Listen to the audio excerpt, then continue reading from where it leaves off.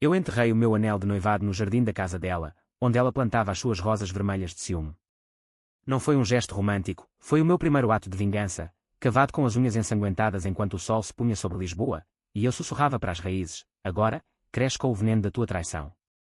Naquele momento, jurei que faria com que ela sentisse cada espinho que eu tinha engolido em silêncio por anos. E quando o telefone tocou, com a voz dela a gaguejar, esqueci-me: Inês, perdoa-me, soube que a guerra tinha começado, não com gritos, mas com o lento desmantelar da alma dela, pedaço por pedaço. O ar de Lisboa estava carregado daquele cheiro salgado do Tejo, misturado com o perfume das jasmins que subiam pelas paredes caiadas do Chiado.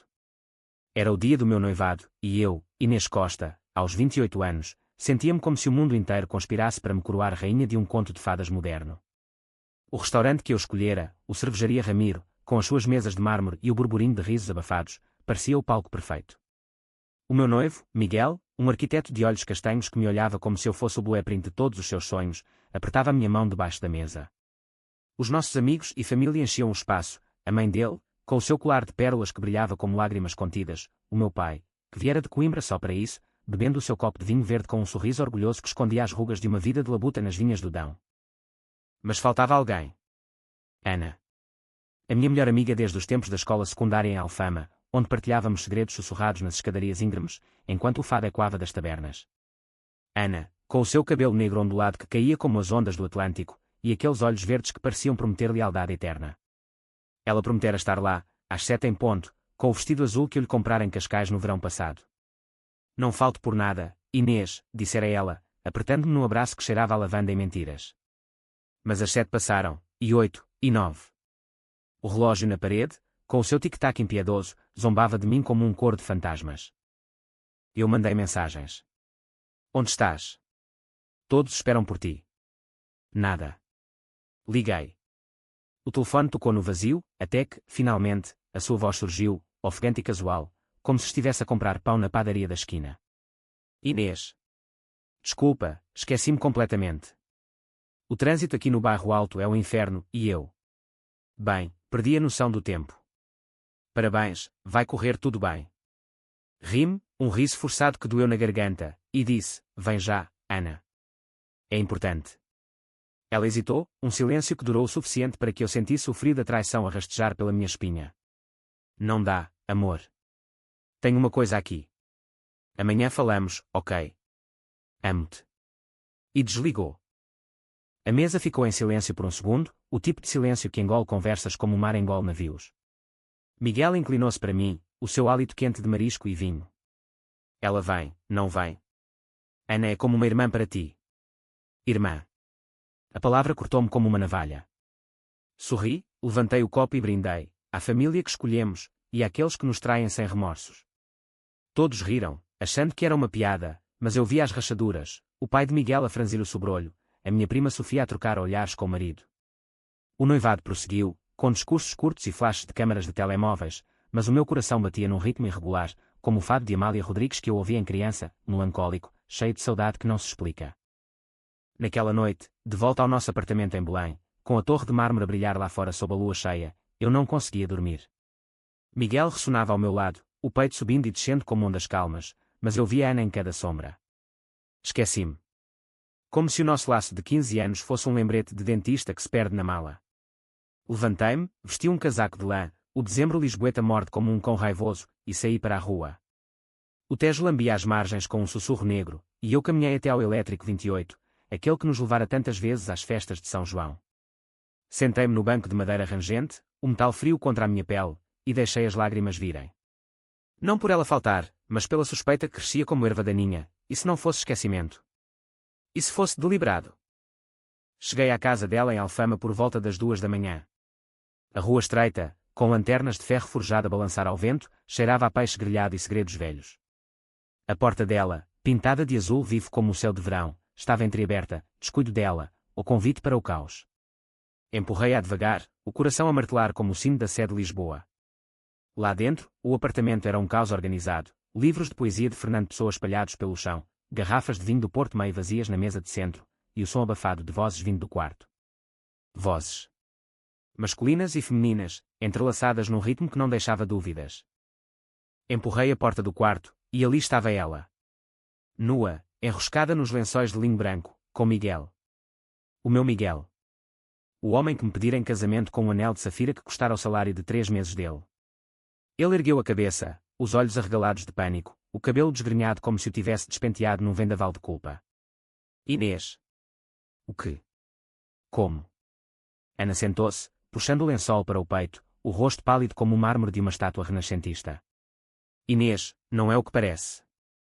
Eu. Esqueci-me porque. Deus, perdoa-nos. Perdoar. A palavra ecoou na minha mente como um tiro no escuro.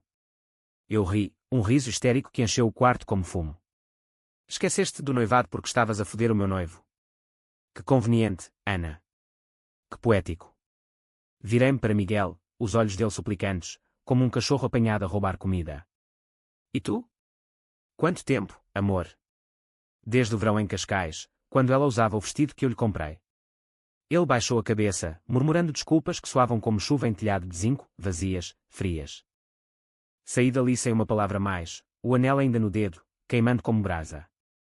Corri pelas ruas de Alfama, o eco dos meus saltos nas pedras calçadas misturando-se com o choro de um acordeão distante. O Tejo parecia rir de mim, as suas águas escuras a refletir as luzes da ponte 25 de Abril como estrelas caídas. Voltei para casa, arranquei o anel e enterrei no jardim da casa dela no dia seguinte, não no dela, espere, no nosso antigo jardim partilhado, mas isso viria depois. Naquela noite, deitei-me na cama fria, o cheiro dele ainda no travesseiro, e jurei, não haveria divórcio, nem escândalo público. A vingança seria minha, lenta, psicológica, como o vinho do Porto que envelhece nas caves de Gaia, profunda, inebriante, inescapável. Os dias seguintes foram um borrão de fingimentos. Sorri para Miguel no trabalho, cozinhei o bacalhau à brás que ele adorava, planeei a lua de mel em madeira como se nada tivesse mudado. Mas dentro de mim, uma semente de ódio germinava, alimentada por memórias, Ana a consolar-me quando o meu primeiro namorado me deixou, partilhando garrafas de ginginha nas noites quentes de Alfama, Miguel a beijar-me na praia da Ericeira, prometendo eternidade sob o sol poente. Traidores. Ambos. E eu, a tola que confiava. Comecei pelo subtil. Liguei para a mãe dela, Dona Maria, uma viúva devota que vivia em Setúbal e idolatrava Ana como uma santa. Dona Maria, Ana está bem. Ela pareceu tão distante no noivado. Preocupa-me. Plantei a semente, talvez esteja deprimida, com aqueles acessos de raiva que ela tem desde pequena. Dona Maria ligou para Ana imediatamente, eu ouvi o telefone dela tocar do outro lado da rua, onde eu me escondera. Ana gritou ao telefone, negando, mas a dúvida instalou-se. Depois, enviei flores para o escritório de Miguel, não de mim, mas anónimas, com um cartão, penso em ti todos os dias. Lembra-te da Ericeira. Ele empalideceu quando me mostrou, quem é isto, Inês? Uma brincadeira. Fingi surpresa, toquei-lhe no braço, talvez uma ex. Mas eu confio em ti, amor. A primeira rachadura veio numa semana. Ana apareceu à minha porta, os olhos inchados de choro, o cabelo desgrenhado como se tivesse lutado com fantasmas. Inês, precisamos de falar. Sobre o que viste. Convidei-a a entrar, servi chá de camomila, o que ela odiava, mas bebiu na mesma. Fala, Ana. Esqueceste de que agora? Ela engoliu em seco, as palavras a saírem aos tropeções. Foi um erro. Miguel e eu. Aconteceu só uma vez, no verão. Ele estava confuso, tu estavas tão ocupada com o trabalho. Eu amava-te demasiado para te magoar, mas... O desejo. Desejo. A palavra era um veneno doce. Eu assenti, segurei-lhe a mão, eu perdoo-te. Somos irmãs, não somos. Mas promete, acaba com isto. Ela prometeu, abraçou-me, e eu senti o cheiro da sua culpa como perfume barato. Mas não acabou. Eu sabia, porque instalei um app no telemóvel dele, um truque sujo aprendido num fórum anónimo de Lisboa, onde mulheres como eu partilhavam segredos de sobrevivência. As mensagens continuavam, sinto a tua falta. Inês suspeita. Não, mas precisamos de cuidado. Cuidados. Planeei o próximo passo, uma carta anónima para o sócio de Miguel na firma de arquitetura, insinuando um caso que poderia custar promoções. Não era mentira, mas doía vê-lo soar em reuniões, questionando cada olhar meu. A minha mente, outrora um jardim de sonhos, tornava-se um labirinto de sombras. De noite, sonhava com o Tejo a engolir-nos a todos, Ana, Miguel, eu, num vórtice de águas negras. Acordava a suar, o coração a galopar como um cavalo selvagem nas planícies de Alentejo. Era o limite, o fio da navalha onde o amor vira ódio, e o ódio, arte. Ana começou a ligar mais, desesperada por reconciliação. Vamos sair, como dantes. Um fado no Senhor Vinho. Recusei, sempre com uma desculpa, estou cansada, Ana. A vida de noiva é exaustiva. Ela insistia, e eu via as olheiras dela a aprofundarem-se, o brilho nos olhos a apagarem-se como velas ao vento. Um mês depois, o noivado oficial, o que restava dele, aproximava-se do anúncio público. Eu convidei a família para um jantar em casa, em Belém, com pastéis de nata frescos da pastelaria de Belém e vinho de colares. Ana veio, relutante, com um presente embrulhado em papel azul, um livro de poemas de Sofia de Melo Brainer, para a tua nova vida. Abriu na mesa, e lá dentro, uma nota, perdão eterno, mana. Sorri, agradeci, mas à noite, queimei o livro no fogão, as chamas a dançarem como demónios zombeteiros, o cheiro de papel queimado a encher o ar como um incenso de vingança. Miguel, sentindo a frieza, tentou reconciliar-nos. Inês, estás distante. É por causa de Ana. Toquei-lhe no rosto, os dedos frios como mármore. Não, amor. É só o medo do casamento. Mas eu amo-te. Mentira. O amor morrera naquela cama em Alfama, afogado em suor e traição. Agora, o que crescia era algo mais primal, a necessidade de equilíbrio, de fazer com que eles sentissem o vazio que me infligiram. O primeiro golpe real veio numa tarde chuvosa de janeiro. Marquei um café com Ana no A Brasileira, no Chiado, onde Fernando Pessoa outrora se sentara com o seu cigarro e melancolia. Ela chegou atrasada, o guarda-chuva pingando no chão de xadrez. Inês, obrigada por me dares uma chance. Eu errei, mas tu és a minha âncora. Âncora. Ri por dentro. Conta-me tudo, Ana. Como começou? Ela falou, as palavras a fluírem como vinho derramado, o verão em Cascais, as noites de praia onde Miguel a olhara demasiado, o beijo roubado enquanto eu dormia exausta do trabalho. Ele disse que te amava, mas que tu eras previsível. Eu era o fogo, Inês. Desculpa. Previsível.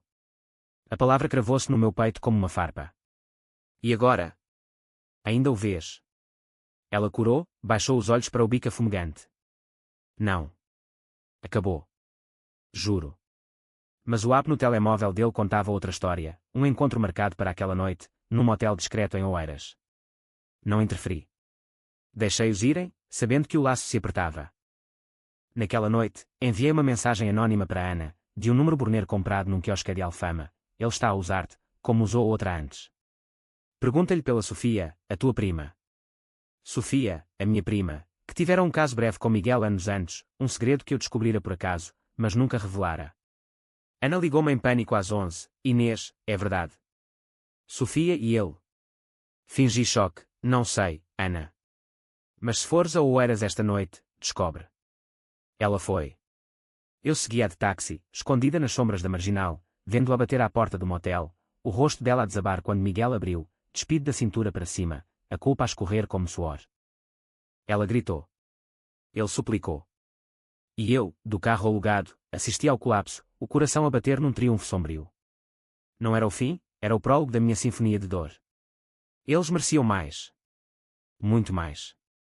Porque na bedunha, onde o fado canta as mágoas do coração, a vingança não é um ato, é uma dança lenta, hipnótica, que devora a alma do traidor até que só reste cinza.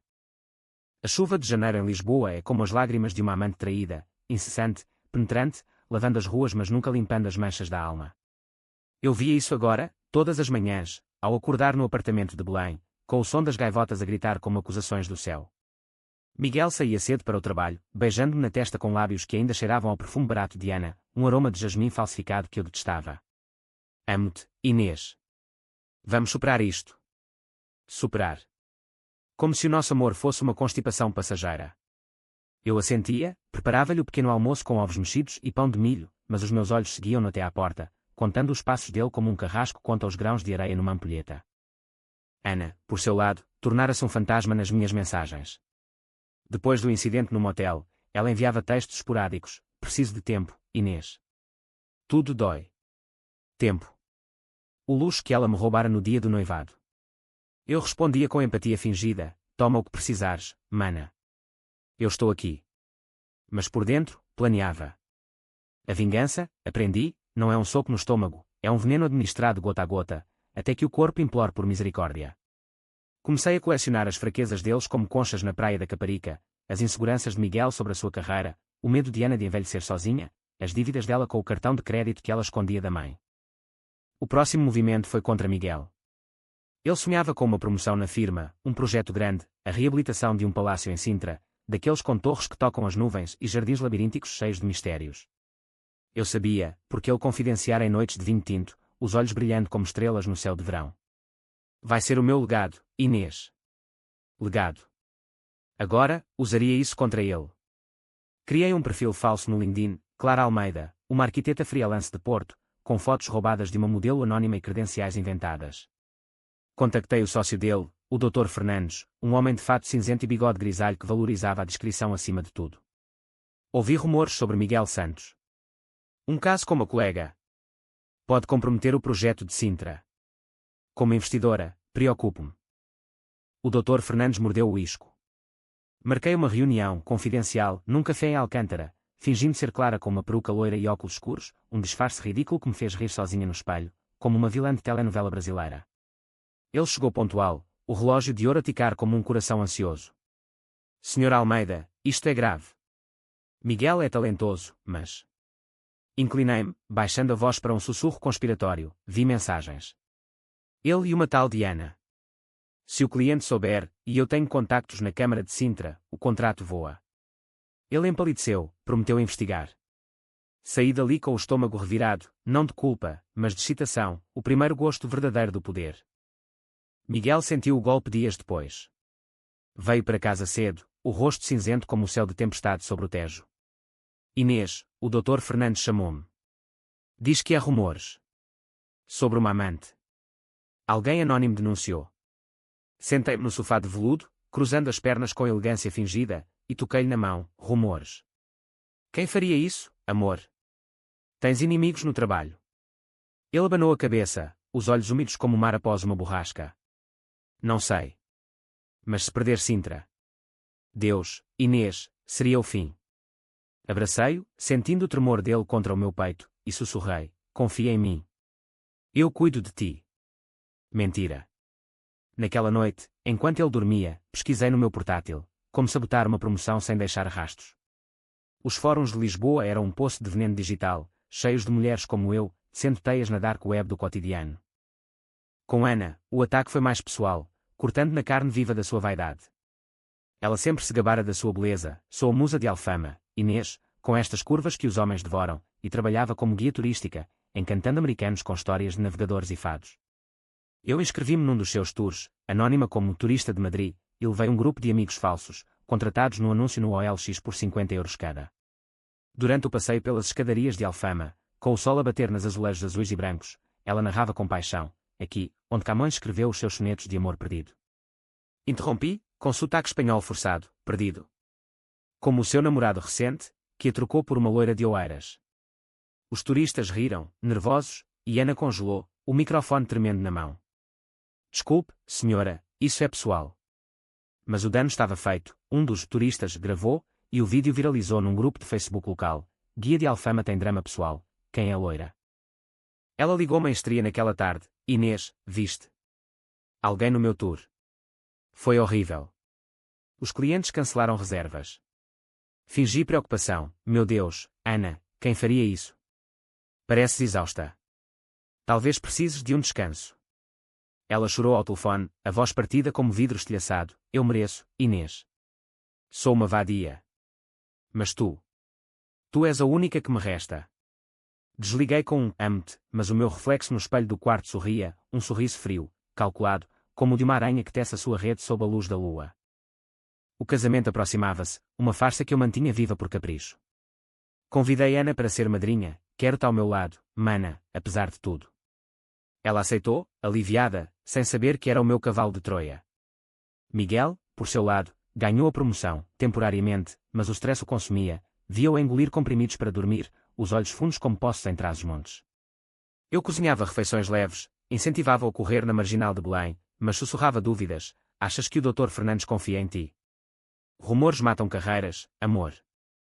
Uma noite, após um jantar de cataplana de marisco no Time Out Market, aquele hub de sabores lisboetas onde o cheiro de especiarias se mistura com o burburinho de conversas, Miguel confessou. Estávamos no nosso terraço, o Tejo a cintilar com as luzes da cidade, um copo de Porto na mão. Inês, há mais. Não foi só Ana. Houve outras. Pequenas coisas. Eu errei. Outras. O copo tremeu na minha mão, o vinho tinto como sangue derramado. Quantas, Miguel? Diz-me. Ele baixou a cabeça. 3, talvez 4. Mas tu és a minha vida. Vida. Agora, ele era o meu brinquedo, um boneco que eu desmontava peça por peça. Não explodi. Em vez disso, planeei o próximo ato, um e-mail para a mãe de Miguel, de um endereço falso, com provas, screenshots editados de mensagens entre ele e Ana, datadas de anos atrás. Dona Isabel, uma senhora de Alcochete com fé católica inabalável, ligou-lhe em prantos: Filio, como pudeste? A Inês não merece isto. Ele veio para casa aos berros: quem fez isto, Inês? A tua prima Sofia. Neguei, lágrimas nos olhos: não sei, amor. Mas dói-me tanto. Ele abraçou-me, prometendo terapia, fidelidade eterna. Mas eu via o medo nos olhos dele, o medo de perder tudo, como eu perdera no dia do noivado. Ana, sentindo o cerco fechar-se, tentou confrontar-me. Marcámos um encontro no Jardim da Estrela, aqueles bancos de ferro sob as árvores centenárias, onde casais sussurram promessas e mães empurram carrinhos de bebê. Ela chegou com olheiras profundas, o casaco de lã poído como a sua alma. Inês, acho que estás a fazer isto. Os rumores, o vídeo. Só tu sabias de oeiras. Olhei-a nos olhos, o vento a agitar as folhas como fantasmas. Fazer o quê, Ana? Tu esqueceste do meu dia mais feliz para rolar na cama com ele. Isso não se esquece. Ela recuou, como se eu a tivesse esbofeteado. Eu amo-te ainda. Para de me torturar. Torturar. A palavra era música. Então, para de merecê-lo. Naquela noite, sozinha no apartamento, ouvi fado no giradiscos antigo, estranha forma de vida, a voz rouca de Amália a encher o ar como fumo. As letras falavam de amor perdido, de noites sem fim, e eu chorei pela primeira vez de verdade. Não por eles, mas por mim, a Inês que confiava, que amava sem reservas.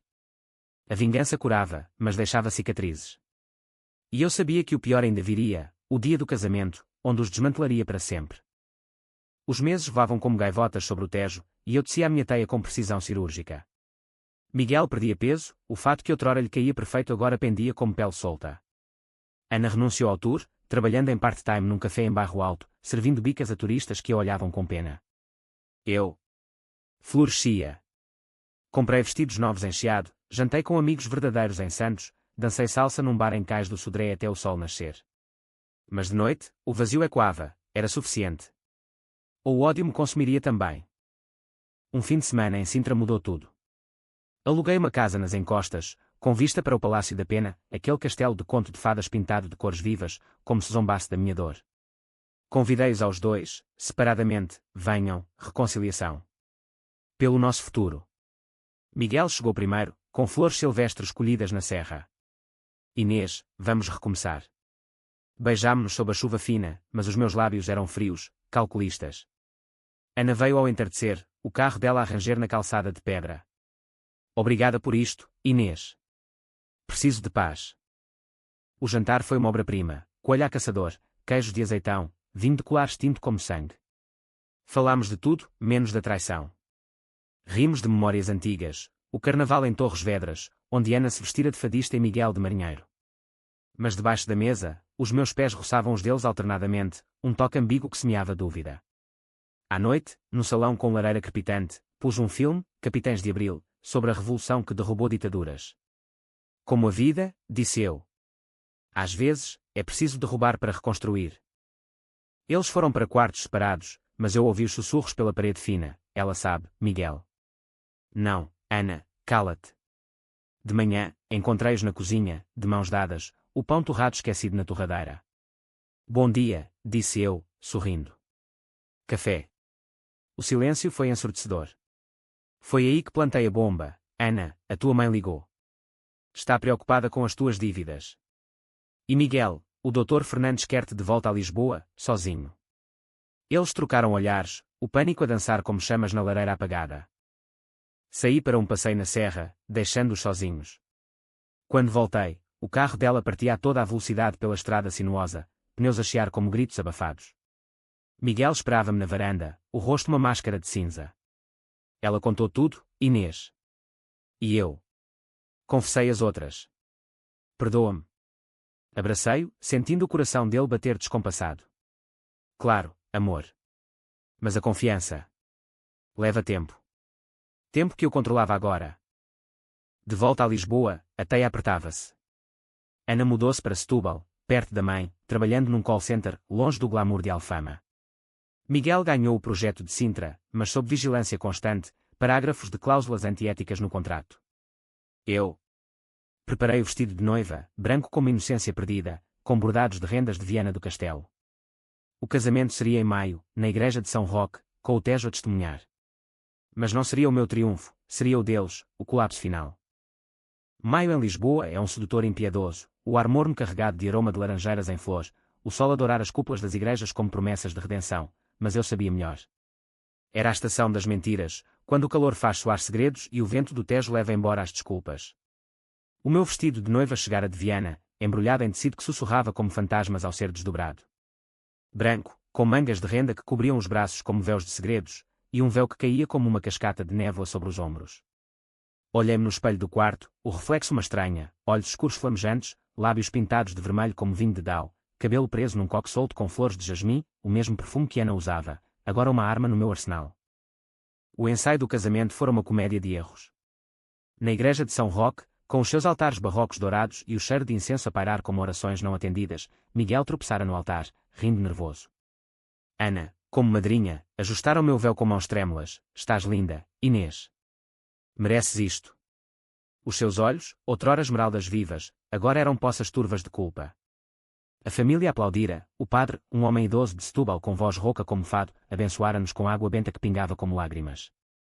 Mas eu sentira o peso, o anel enterrado no jardim de Alfama chamava-me, as raízes dele agora entrelaçadas com as rosas de Ana, florescendo vermelhas e espinhosas. Na véspera, jantei sozinha no bairro alto, num tasco escondido onde serviam sardinhas assadas em pão alentejano e vinho verde gelado. O lugar cheirava a fumo de lenha e histórias não contadas, as paredes cobertas de azulejos com cenas de caçadas antigas. Um tocador de guitarra dedilhava, lágrima, a melodia a enroscar-se no meu peito como uma corda de viola. Pensei em Ana, depois de Sintra, ela tentara suicídio, uma overdose de tranquilizantes, encontrada pela mãe num domingo de Páscoa.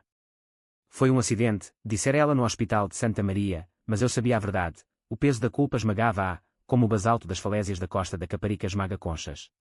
Visitei-a, levei chocolates de brigadeiro e um livro de Agostina Bessa Luís, para te distrair, mana. Ela apertou-me a mão, fraca como folha seca. Inês, para com isto. Eu vejo o que estás a fazer. É vingança. Sorri, beijei-lhe a testa. Vingança. Não, Ana. É justiça poética. Miguel, por seu lado, afundava-se em trabalho.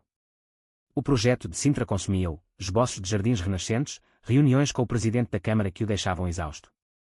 É o meu tudo agora, Inês, dizia ele, caindo na cama às 10, o corpo marcado por olheiras como sulcos em vinhas velhas. Eu incentivava-o, preparava-lhe cafés fortes com pimenta, mas sabotava subtilmente, e-mails anónimos para o cliente, questionando custos, fontes que sussurravam incompetência. Ele não suspeitava, ou fingia não o fazer. O amor, afinal, cega mais que o ódio. O dia do casamento amanheceu perfeito, céu azul sem nuvens, o Tejo a cintilar como safiras espalhadas, sinos da sé a tocar ao longe como um hino de triunfo. A igreja encheu-se cedo, a mãe de Miguel com o rosário entre os dedos, murmurando ave-marias, o meu pai, orgulhoso no fato de linho, a cheirar aftershave de touros, primos de todo o país, de Évora a Braga, trazendo vinhos e rissóis de camarão. Ana chegou por último, o vestido de madrinha, azul como o céu de Alfama, colado ao corpo magro, o rosto maquiado para esconder as marcas da batalha interna. Eu caminhei pelo corredor ao som de Ave Maria, cantada por um coro de rapazes da Sé, o véu a roçar o chão de mármore polido. Miguel esperava ao altar, alto e elegante no fraque preto, os olhos dele a brilhar com uma mistura de alívio e pavor. O padre iniciou a missa, as palavras em latim enquanto como ecos de pecados passados, no amor, perdoai 70 vezes 7. Perdoar. Eu repeti os votos com voz firme, na saúde e na doença, na riqueza e na pobreza, até que a morte nos separe. Mas na minha mente, acrescentava, ou até que a traição nos una no inferno. O beijo selou, lábios quentes, mas sem fogo, um selo em cera derretida. A igreja explodiu em aplausos, a rosa a voar como confetes brancos, e saímos para o carro antigo, um Citroën decapotável alugado de Cascais, com fitas brancas a esvoaçar. O copo de água foi no pátio Alfacinha, um pátio escondido em Alfama com mesas ao ar livre e o aroma de jasmim a misturar-se com o de carapaus grelhados. Brindes fluíram, o pai de Miguel a falar de família eterna, Sofia a gracejar sobre noivas nervosas. Ana fez o seu discurso por último, a voz tremendo como folha ao vento: Inês, tu és a luz da minha vida. Que o teu casamento seja como o Tejo, profundo, eterno, sem segredos. Segredos. O público riu, mas eu vi o suor na testa dela, o copo de vinho a tremer na mão. Foi então que ative a bomba. Tinha contratado um amigo, um ator de teatro de Lisboa, pago 200 euros, para entregar um envelope durante o banquete. Ele aproximou-se de Ana, disfarçado de empregado, e sussurrou, para si, senhora. Do admirador secreto. Dentro, fotos. Ela e Miguel no motel de Oeiras, impressas em alta resolução, com uma nota minha: esqueceste disto no dia do noivado. Agora, todos se lembram. Ela abriu sozinha, no canto do pátio, e o seu rosto desintegrou-se, o envelope caiu, as fotos espalhando-se como pétalas de uma flor morta. O grito dela cortou o ar como uma navalha. Mentira. Inês, tu. Tu fizeste isto. O pátio congelou. Cabeças viraram, murmúrios como ondas a crescer. Miguel empalideceu, largando o garfo no prato de lebre estufada. Ana. O quê? Ela atirou as fotos para a mesa central, as imagens cruas a dançarem sob as lanternas de papel, corpos entrelaçados, rostos inconfundíveis. A mãe de Miguel desmaiou, caindo na cadeira como uma marioneta cortada. O meu pai levantou-se, o rosto vermelho como vinho de Porto. Que diabo é isto, Inês? Caos. Gritos, pratos a cair, crianças a chorar. Eu fiquei parada, o vestido branco agora manchado de vinho derramado, o véu a cair como uma mortalha. Não é o que parece, disse eu, e quando as palavras dela de meses atrás. Mas era exatamente isso. Ana correu, tropeçando nas pedras do pátio, o vestido rasgando-se na bainha. Miguel seguiu-a, suplicando: espera, amor. Não, Inês. Amor. A palavra final. A família dispersou como folhas ao vento. O padre, chamado de urgência, abençoou o local como se fosse um campo de batalha. Eu sentei-me sozinha numa mesa, bebendo o resto do vinho, o sabor amargo como fel. Não era triunfo, era vazio. A vingança consumara-se, mas o que restava? Um anel sem dedo, um vestido sem noiva, um coração que batia no silêncio. Naquela noite, no hotel encheado onde devíamos passar a lua de mel, deitei-me na cama king size, o edredão de seda fria contra a pele. O Tejo rugia lá embaixo, através da janela aberta, e eu chorei, não por perdão, mas por libertação. Ana ligou às 3 da manhã, acabei com tudo, Inês. Volto para Setúbal. Desculpa. Desliguei sem responder. Miguel mandou mensagens: precisamos de falar. Eu amo-te. Apaguei-as todas. Amanhã seria outro dia. Lisboa acordaria com o sol, os elétricos rangendo pelas colinas, o fado a cantar em tabernas escondidas. E eu? Eu renasceria das cinzas, mais forte, mais dura, como a fênix das lendas alentejanas. Mas o ódio não morre fácil, ele hiberna, esperando o próximo inverno. O verão chegou a Lisboa como um amante possessivo, noites quentes que faziam o ar vibrar com o zumbido de grilos escondidos nos jardins de Belém, dias em que o sol batia impiedoso nas pedras calçadas, transformando as ruas em fornalhas. Eu divorciei-me de Miguel em junho, um processo limpo como uma navalha, advogados de Alfama que cobravam por hora e não faziam perguntas. Ele assinou os papéis num café em Santos, os olhos baixos para o capucino intocado, murmurando: perdi-te, Inês. Por egoísmo. Egoísmo. A palavra era um epitáfio para o nosso casamento falhado. Eu assenti, toquei-lhe no ombro pela última vez: vai para Sintra.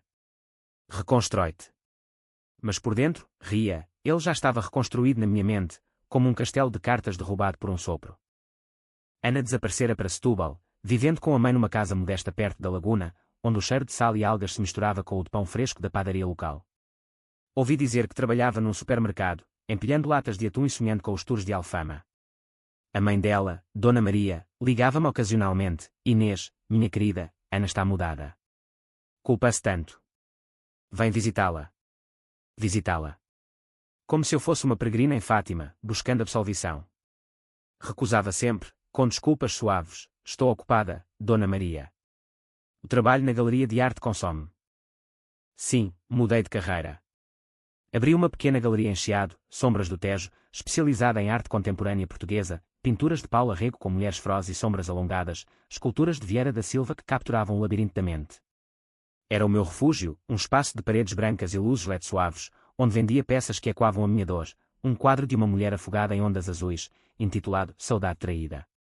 Os clientes vinham, intelectuais de Restelo, turistas de Paris, e elogiavam, tão autêntico, Sra. Costa. Como se sentisse cada pincelada. Sentia. Cada uma era uma cicatriz. Mas a vingança não parara no casamento. Ela evoluíra, como o vinho nas caves do Douro, mais complexa, mais encorpada. Descobri que Miguel namorava agora uma jovem arquiteta de Oeiras, irónico, a mesma cidade do motel. Clara, chamava-se ela, loira e ambiciosa, com um riso que ecoava como sinos em Belém.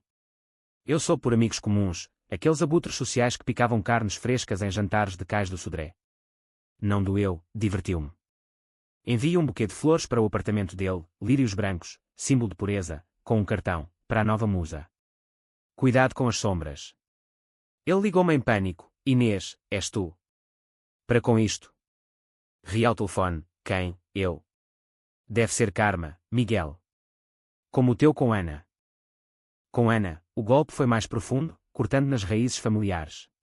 Dona Maria era devota, frequentava a missa diária na igreja de S. Julião em Setúbal, onde o padre pregava sobre perdão e o mal da luxúria. Eu contactei-o anonimamente, um e-mail de preocupada amiga, com provas da vida de Ana, fotos antigas de festas em Bairro Alto, editadas para parecerem orgias, e rumores de dívidas de jogo. O padre, homem de bem, confrontou-a no confessionário. Ouvi a história dela numa carta desesperada que me enviou. Inês, o padre disse que sou pecadora, que trago vergonha à família. A mãe chora todas as noites. Por favor. Eu já paguei. Paguei? Não. O dia do noivado era uma ferida aberta, sangrando sempre que eu fechava os olhos, o telefone a tocar, a voz dela casual, o mundo a ruir enquanto eu sorria para convidados. Respondi à carta com uma visita surpresa. Cheguei a Setúbal de comboio, o ar salgado da Rábida a encher os pulmões, e bati à porta da casa delas, uma moradia simples com azulejos verdes desbotados e um jardim de figueiras. Dona Maria abriu, os olhos inchados, mas abraçou-me como a filha perdida. Inês. Entra, filha. Ana estava na cozinha, a lavar louça, o avental florido manchado de gordura. Virou-se, o rosto pálido como queijo fresco. O que fazes aqui? Servimos chá de ervas no salão, com bolos de amêndoa que Dona Maria insistira em fazer.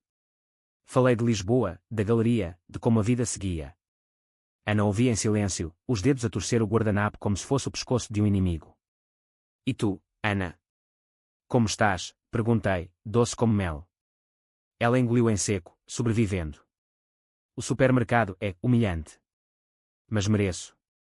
Dona Maria interveio. Ela é boa rapariga, Inês. Só errou. Errou. A palavra era um fósforo riscado. Todos erramos, Dona Maria. Mas alguns ferem mais fundo. Olhei para Ana, e vi o reconhecimento. O jogo continuaria. Voltei a Lisboa com o coração leve, mas a mente fervilhando. A galeria prosperava, vendi o quadro Saudade Traída para um colecionador de Madrid por 5.000 euros. Comprei um apartamento maior em Santos, com vista para o Tejo e varanda onde plantava jasmins, não por nostalgia, mas para lembrar o cheiro da traição. Namorei casualmente, um pintor de Alvalade com mãos calejadas e riso fácil, um jornalista de bola que me levava a jogos no Estádio da Luz. Mas nenhum durava, o meu coração era um forte morado, com portões de ferro forjado. O outono trouxe tempestades, o vento a uivar pelas ruas de Lisboa como almas penadas, o Tejo a inchar com chuvas do norte. Miguel perdeu o projeto de Sintra, um escândalo menor, irregularidades financeiras plantadas por mim através de um contabilista comprado num bar de Gaia. Ele ligou, bêbado de vinho do Porto. Inês, estás a destruir-me. Porquê? Respondi calmamente, porque tu me destruíste primeiro. Esqueceste disso no dia do noivado. Silêncio. Depois, um soluço. Eu amava-te. Ainda amo. Desliguei, mas as palavras ecoaram, rachando a minha armadura. Ana, pressionada pela mãe, voltou a Lisboa por um emprego temporário, guia freelance para grupos pequenos, evitando os tours grandes. Encontrámo-nos por acaso no mercado da Ribeira. Eu comprava queijos de Serpa, ela provava vinhos de Alentejo. Inês, exclamou, fingindo surpresa. Sentámo-nos numa mesa de piquenique, o burburinho de compradores como fundo. Estás bem? Perguntei. Ela assentiu, mas os olhos traíam, melhor. Encontrei alguém. Um professor de história em Setúbal. Alguém. Inveja. Não. Oportunidade. Que bom, Ana. Mereces felicidade. mas naquela noite, enviei um e-mail anónimo para o professor. Cuidado com Ana Costa. Tem passado de infidelidade? Pergunta Miguel Santos. Ele terminou com ela em 2 semanas. Ana apareceu à porta da galeria, chuva a escorrer pelo casaco, o rosto uma máscara de desespero. Foste tu, não foste? Para quando acaba isto, Inês? Eu era a tua melhor amiga. Segurei-a pelos ombros, sentindo os ossos frágeis sob a pele. Melhor amiga. Tu faltaste ao meu noivado para foder o meu noivo. Esqueci-me. Lembras-te? Ela caiu de joelhos no chão de madeira polida, soluçando. Eu odiava-te naquele dia. Ciúmes. Tu tinhas tudo, o amor, a carreira. Eu era a sombra. Sombra. A confissão era ouro. Abracei-a, sussurrando. Agora, eu sou a luz. Levanta-te. Ela saiu, quebrada, mas eu senti o primeiro vislumbre de fadiga. A vingança era exaustiva, como remar contra a maré do Tejo. Comecei terapia, uma psicóloga em Restelo, doutora Sofia, com sotaque transmontano e olhos que viam através de mentiras. Porquê, Inês? O que ganhas? Ganho. Equilíbrio.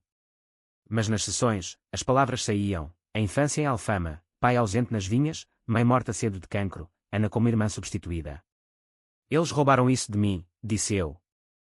A doutora Sofia assentiu, mas tu estás a roubar de ti mesma agora. O Natal veio como uma trégua à falsa. Jantei com a família em Coimbra, o ar frio do Mondego a cheirar a castanhas assadas e lenha queimada. O meu pai abraçou-me. Filha, onde está o teu brilho? Brilho. Perdido no Tejo, talvez. Miguel passou o Natal sozinho, só por amigos, Ana com a mãe, bebendo ginginha em silêncio. Enviei presentes, para ele, um livro sobre arquitetura falhada, para ela, um colar de safira, o mesmo da proposta de casamento, derretido e refundido. Lembra-te, dizia a nota. O ano novo trouxe resolução. Decidi parar, ou assim pensei. Mas o destino, caprichoso como o fado, interveio. Ana engravidou. Do professor. Não, de um rebound em Setúbal. Ligou-me em pânico. Inês, ajuda-me. Não sei ser mãe. Ajuda. O ciclo reabria-se. O inverno de 2026 engoliu Lisboa num manto de neblina úmida, o tipo que se agarra à pele como remorsos não confessados, tornando as luzes do chiado fantasmas difusos. A galeria Sombras do Tejo tornara-se o meu santuário, mas até ali a notícia de Ana se infiltrava, uma gravidez inesperada, confirmada num teste de farmácia em Setúbal, o pai um homem casado que desaparecera como fumo após a revelação.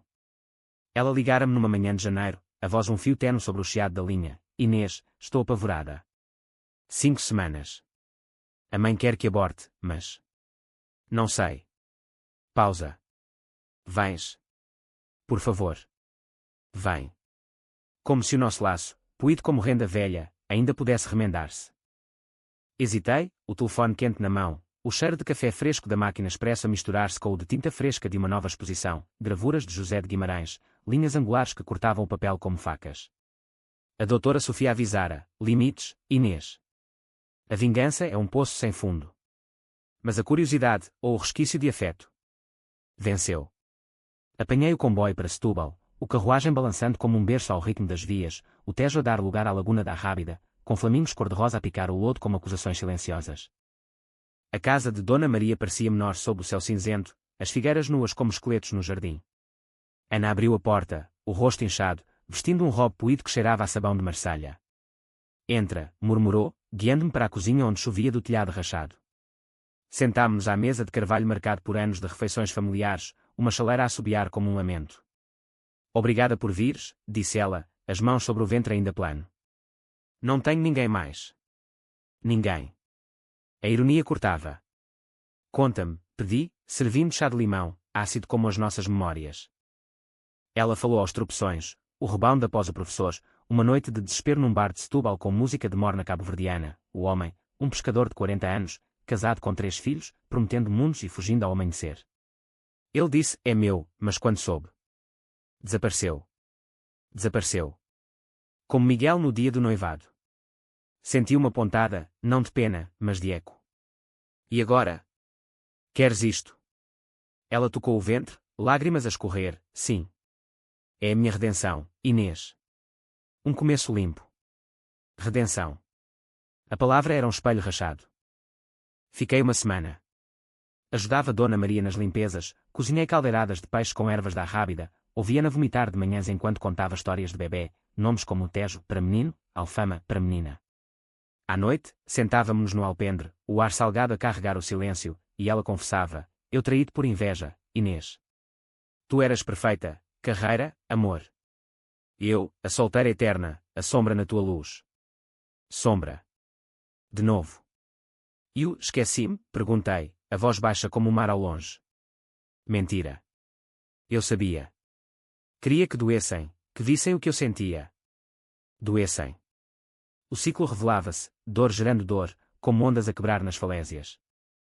Voltei a Lisboa renovada, mas assombrada. A gravidez de Ana era um farol, ou uma armadilha. Miguel, soube por um e-mail dele, tentara contactá-la, ouvi sobre o bebê. Deixa-me ajudar. Ajudar. Ri sozinha na varanda do apartamento em Santos, o Tejo a refletir as luzes da ponte 25 de Abril como veias pulsantes. Respondi por ela, de um número falso, ajuda. Como no motel. Fica longe. Ele parou. A primavera brotou com fúria, jacarandás roxos a tingir as ruas de Lisboa, o cheiro de pão quente das padarias a misturar-se com o de terra molhada. A galeria encheu-se de visitantes para a exposição Renascimentos, com obras de Graça Moraes, mulheres emergindo de cinzas, faces contorcidas em êxtase e agonia. Vendi tudo, ganhei uma crítica no público. Inês Costa captura a essência da resiliência portuguesa, dor que forja diamantes. Diamantes. Duros, frios, eternos. Mas o passado rastejava de volta. Ana teve complicações na 12ª semana, sangramento, hospital em Setúbal. Liguei para a doutora Sofia, vou lá. É família. Família. Ela assentiu pelo telefone, vai, mas por ti, não por ela. No hospital, o cheiro de desinfetante e flores murchas enchia os corredores, ecos de gemidos abafados. Ana jazia na cama, pálida como lençóis lavados, uma mão protetora no ventre. O bebê. Aguenta, sussurrou. Sentei-me ao lado, segurei-lhe a mão pela primeira vez sem veneno, vai correr bem. E acreditei, por um momento. Dona Maria beijou-me as faces, tu salvaste-a, Inês. Como sempre. Salvá-la. O ironia era um fado lento. Enquanto ela dormia, falei com o médico, um homem de Leiria com barba grisalha, ela precisa de repouso absoluto. Stress é o inimigo. Stress. O meu dom. De volta, confrontei Miguel num café em Alcântara, perto do estaleiro onde ele trabalhava agora em projetos menores. Ele chegara magro, o cabelo grisalho precoce, olhos fundos como poços em Évora. Queres o quê, Inês? Paz. Paz. Ri, pedindo 2 galões, não. Verdade. Porque Ana? Porque eu? Ele baixou a cabeça, o vapor do café a subir como fantasmas. Tu eras segura, Inês. Ana. Fogo. Mas o fogo queima. Queima. As palavras libertaram algo, e agora? Arrependes-te? Ele assentiu, todos os dias. Deixei-te ir. Não o perdoei, mas soltei, um pouco. A vingança cansava, como carregar pedras das pedreiras de Borba. Comecei a namorar a sério, Tomás, um enólogo do Douro que viera a Lisboa por uma feira de vinhos. Alto, com mãos calejadas de vindimas e riso que ecoava como uvas esmagadas. Jantámos em Gaia, uma escapadela de fim de semana, bebendo vinhos velhos em caves úmidas, o Douro a serpentear como uma veia de terra. Conta-me a tua história, Inês, disse ele, à luz de velas. Contei, partes dela, a traição, a dor, o renascimento. Ele ouviu, sem julgar, a saudade portuguesa é isso, amar o que dói. Ana estabilizou, o bebê crescia. Ela mandou fotos por WhatsApp, ultrassons granulados, um coraçãozinho a pulsar como um tambor de fado. Obrigada, Inês. És a madrinha. Madrinha. O laço apertava-se de novo, mas agora com fios de esperança. Visitei-a em junho, o ventre arredondado sob um vestido de algodão, o sol da rábida a adorar a pele.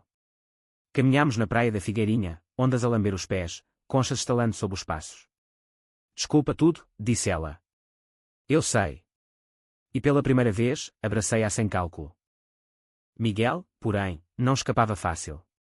Descobri que ele saía com Clara, a loira de Oeiras, jantares em Cascais, fins de semana em Ericeira. Não doeu, irritou. Enviei o colar de safira para ela, anónimo, cuidado. Ele coleciona corações como projetos falhados. Ela terminou, e ele ligou-me em fúria, para: Inês. Estás doente? Doente. Talvez. Mas a doutora Sofia ajudava: é trauma, não doença. Solta.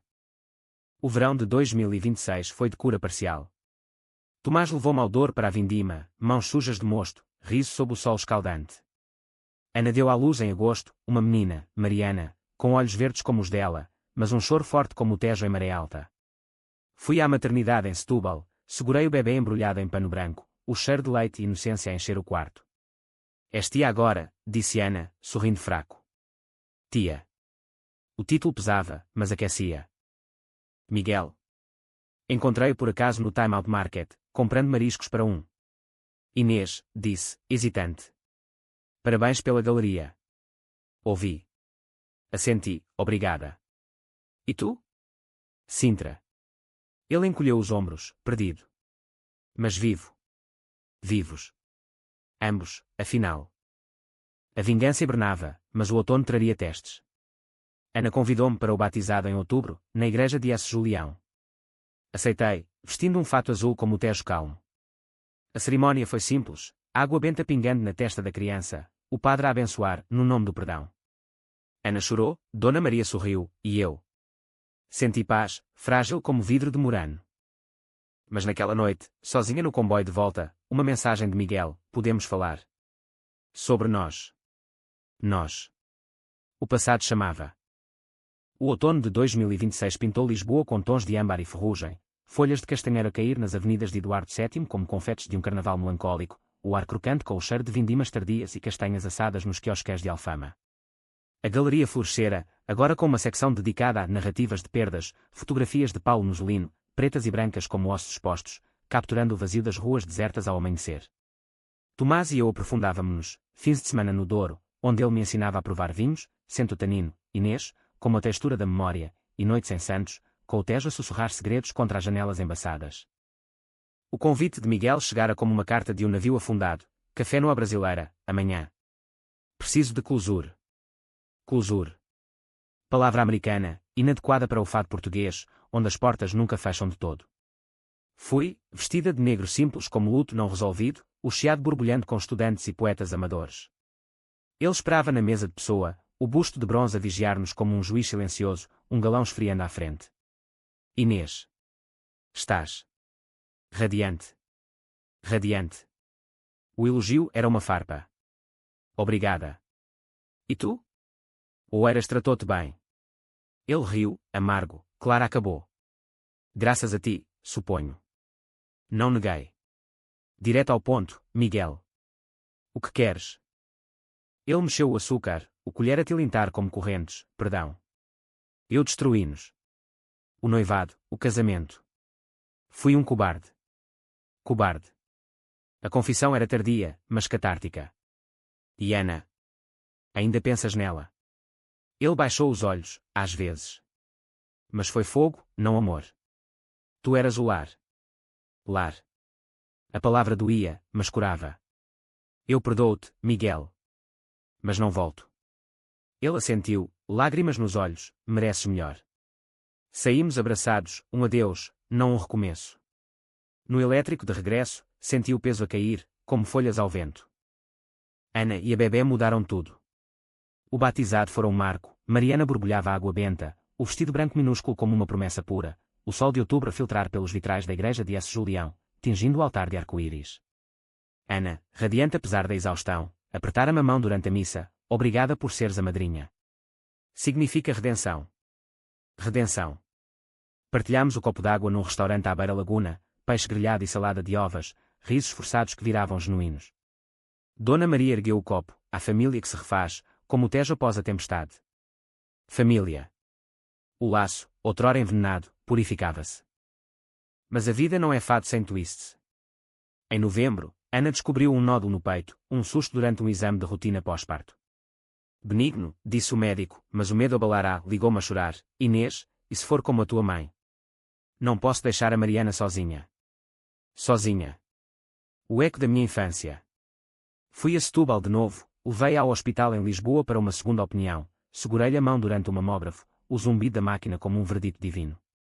Limpo, disse o oncologista, um homem de Faro com sotaque sulista suave. Ela abraçou-me na sala de espera. Tu salvaste-me. De novo. Salvar. O ato virara hábito, dissolvendo o ódio como sal na água do Tejo. Tomás encontrou-me nessa noite, na varanda do apartamento, o vento outonal a agitar os jasmins. Estás mudada, Inês.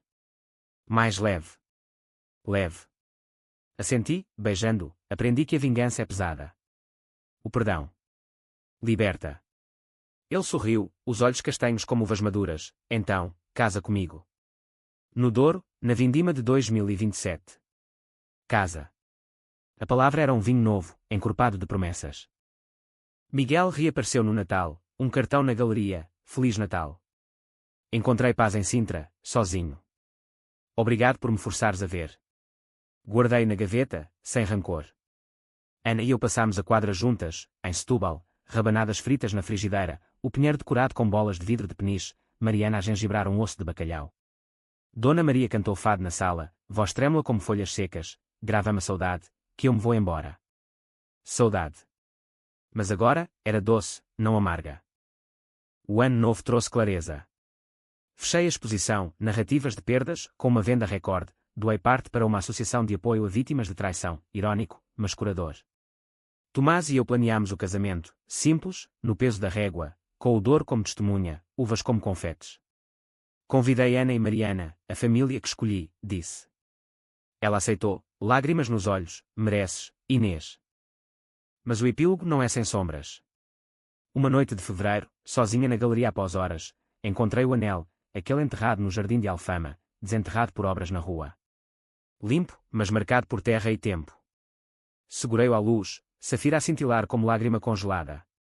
Enterrei de novo, desta vez no Jardim do Douro, sob uma videira jovem, cresce com lições, não veneno. Agora, aos 30 anos, caminho pelas ruas de Lisboa com passos leves, o Tejo ao meu lado como velho amigo. A traição do noivado. Uma cicatriz, não uma ferida aberta. Ana é tia de Mariana e amiga renascida, Miguel, um eco distante. Tomás segura a minha mão, e eu sei, a vida não é drama sem fim, mas uma dança, às vezes de fado, às vezes de valsa, sempre com coração exposto. E se esqueci-me do eu? A verdade curou. Porque na Bedunha, onde o mar beija a terra com fúria e ternura, aprendemos a amar as ondas que nos quebram, pois elas nos